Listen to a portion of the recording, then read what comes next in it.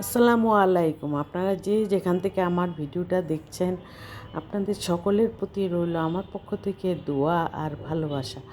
আজকে সন্ধ্যার নাস্তার জন্য আমি চিজ পাস্তা বানিয়েছি।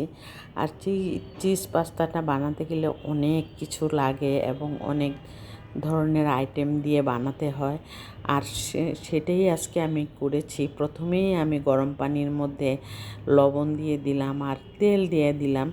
তেল দেওয়ার পর বলক আসছে যখন, তখন আমি 1 প্যাকেট পাস্তা বানিয়ে নিলাম। এই পাস্তাটা আমার ভাইয়ের মেয়ের আংটি পরানোর দিন আমি বানিয়ে নিয়েছিলাম ওদের বাসায়। আর সেজন্যই আমি আপনাদের সামনে তুলে ধরলাম যে অনেকগুলি পাস্তা তো আর ঘরের জন্য তৈরি করা হয় না। যেহেতু অনেকগুলি পাস্তা বানিয়েছি, 1 প্যাকেট পুরোটা প্যাকেটই বানিয়ে নিয়েছি। আর এখানে শুরুতেই আমি পাস্তাটা সিদ্ধ করে নিলাম। সিদ্ধ করে নেওয়ার পর বাটার দিয়ে দিলাম একটি কড়াইয়ের মধ্যে বাটারটা দিয়ে আমি ময়দা গুলিয়ে নিলাম। ময়দাটা খুব সুন্দরভাবে একটু কালার হয়ে আসার সময় আমি নামিয়ে নিব, কারণ না হয় দুধ দিয়ে গুলানোর সময় এটা দানাদার হয়ে থাকবে। সেই জন্য আমি আগেই নামিয়ে একটু ঠান্ডা করে নিলাম। ঠান্ডা করে তারপরে আমি একটি ননস্টিক প্যানের মধ্যে বাটার দিয়ে করলে সব কিছু কিন্তু আমি বাটার দিয়ে করছি। এই চিজ পাস্তাটা বাটার দিয়ে করলে অনেক মজা হয়। এই বাটারটা দিয়ে আমি চিকেনের ব্রেস্টকে ছোট টুকরা করে কেটে নিয়েছিলাম। সেই চিকেনের ব্রেস্টটা আমি বাটার দিয়ে আমি সয়া সস দিয়ে দিলাম এটার মধ্যে। তারপরে আমি ভাজা লাল মরিচের গুঁড়া দিয়ে দিলাম। তারপর আমি এখানে একটু লবণও দিয়ে দিয়েছি। আর তেমন কিছু দেওয়া হয়নি এই চিকেনটা ভাজার সময়। আর তেমন কিছু প্রয়োজনও মনে করি না আমি, সেজন্যই আমি বাটারটা গলে নিয়েছে। পরে আমি এই মশলাগুলি সয়া সস আর লাল মরিচের গুঁড়া, এই টমেটো সস, এই 3টা আইটেম দিয়েই আমি চিকেনটাকে আমি ভেজে নিলাম।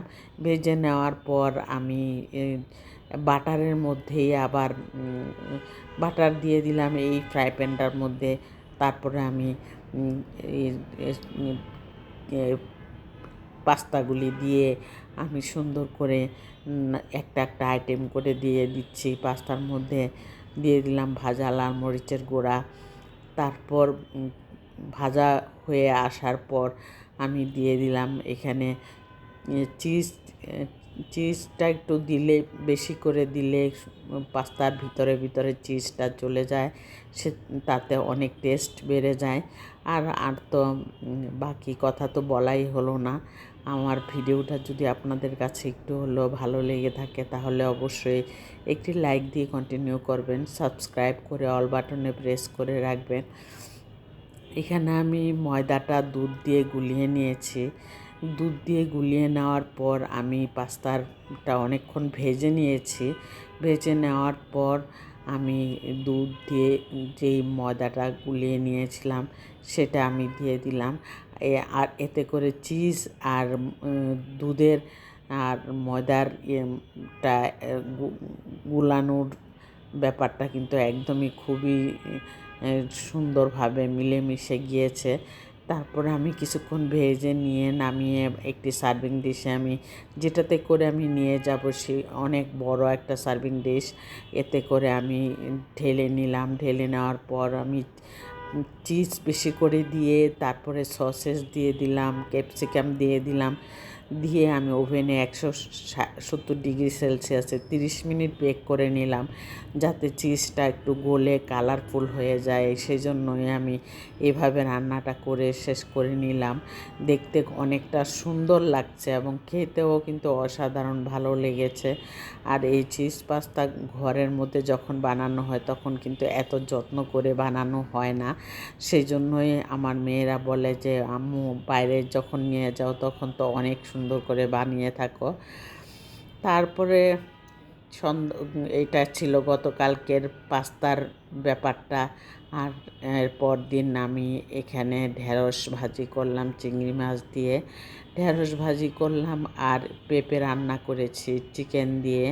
আর ঢেঁড়স ভাজিটা খুবই সুন্দর হয়েছিল এবং খুবই মজাদার হয়েছিল। আর এই ঢেঁড়স ভাজি হলে আমার বড় মেয়ে খুব মজার সাথে অল্প একটু ভাত খায়, সেই ভাতটা মজার সাথে খেতে পারে। এইভাবে আমি ঢেঁড়স ভাজি সব সময় করে থাকি। আর ঢেঁড়স ভাজি কখনোই আমি নিরামিষ যে পেঁয়াজ কাঁচামরিচ দিয়ে করা হয় ওইটা আমি করি না, চিংড়ি মাছ দিয়ে আমি মশলা দিয়ে করে থাকি। এরপর রান্না বাড়া শেষ করে কিছু গোসলের আগে কিছু মোছামাছির কাজ করে নিতে হয়, না হয় গোসলের পরে আর এগুলি করা উচিত না।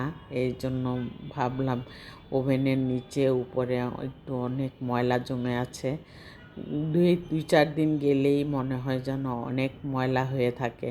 আর সেই জন্য এই মুছে নিলাম। মুছে নেওয়ার পর আমি গোসল করে সব কাজ শেষ করে নিব।